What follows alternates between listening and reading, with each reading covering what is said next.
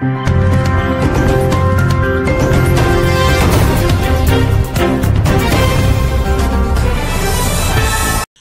Абдумомунов Кыргызстандагы белгилүү журналисттердин бири.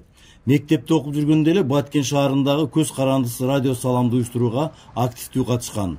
Ал турсун аталган Көз карандысы радионун кыска аралыкта эле Баткен өрөөнүнө таанытып, аброюн арттырган. Кесиби мугалим болсо да башка журналисттерден айырмаланып, кызыктуу, мыкты уктуруулар даярдаган Сабыр Абдумомуновду дароо эле азаттыкка чакырышкан. Тигишсиз радиону киргизгенге аракет кылдым да. Мына бүгүнкү чейин тигишсиз радио деп бул жанагындай паузасы жок кетет да. Эч кандай радиодо эгер теледе бир кандайдыр бир картина туруп калган болсо, радиодо тигишсиз кетиш керек, тигиши жок болуш керек. Бесшовное радио деп коет. Ошону киргизип 1 секундта радиодо жоңдурбаш керек. Ал ошондой бир динамикада кетиш керек. Радио ошондо гана ошондой динамиканы жакшы көргөн адамдардын катары өсөт дагы, маалыматты да так жеткиргенге мүмкүнчүлүк сүрөт. Ошондой эме кылдык.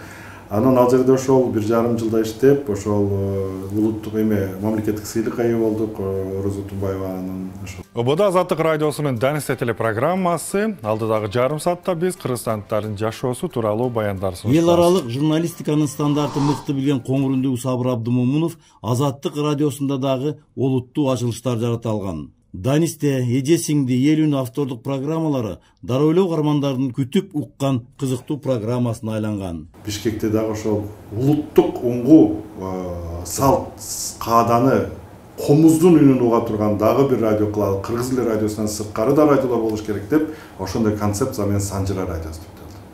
Таптакыр башка концепция менен, таптакыр маанашат болгону менен анын тымызын ошол улуттук баалуулуктарды, улуттук колоритти, улуттун өзүнүн ыргагын, анан ошол жерде келип акын барбы,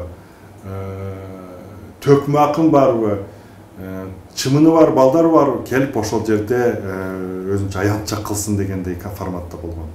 Ошол жерде түз эфирдеги, саат-сааттык түз эфирдеги төкмө акындарды чыгаруу кантип болсун, Кыргызстан обондорунда жарым саатта эле маектешип кетет, 1 саат кантип отурат дегенде, ошол өздөрү комуздар менен жандуу эфир, анан видео стрим деген башталган эле, ошо видео стримди да коюп, Facebookка кошуп, ошентип. Ал жерде мен бир аз эле ошол концепциясын, торчолорун түзгөнгө жардам бердим, 5-6 ай иштеп.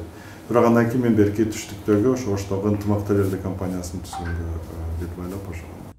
Жаратман жана эл аралык журналистиканы мыкты өздөштүргөн Сабыр Абдумомунов Кыргыз улуттук телерадио компаниясындагы өнүктүрүп 1-радио жана Санжыра радиосунун программаларындагы уктуруулардын сапатын жаңылууга жетишкен.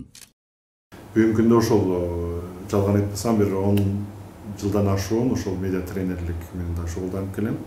Мезгил менен жакында мына чоң долбоор дагы ишке ашып атат. Бул мамлекеттик кызматкерлерди дагы ошол медиа сабаттуулукка үйрөтүү. Мурда только жалаң журналисттер жана блогерлерге гана муктаж десек, азыр көрсө мамлекеттик кызматкерлер дагы таратуучу экен. Булар ошол адамдар менен иштейт, адамдар менен верификация менен иштейт, алдамчылар чыгып атат.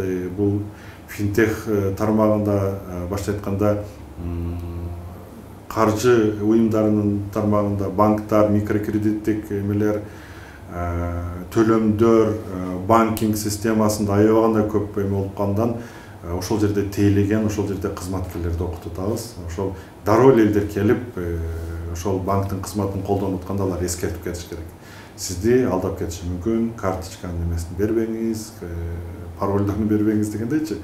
Ошол эндерсе ар бир сондо жүрүш керек, же болбосо калкты тейлөө борборлорундачы. Иши кылып, элди тейлеген, эл менен байланышы бар бардык кызматкерлер жана ишканалар медиа сабаттуу кызматкерлерге муктаж болуп турат. Сабыр Абдумомунов учурда Баткен областындагы медиа тренер катарындагы таанымал. Учурда журналистиканын тармагы саат сайын өзгөрүп, ошого жараша жоопкерчилик да күчөп турганда, медиа сабаттуулук боюнча тынымсыз окутууларды уюштуруп келген Сабыр Абдумомунов учурда ОТРКнын Баткен областындагы бөлүмүн жетектейт.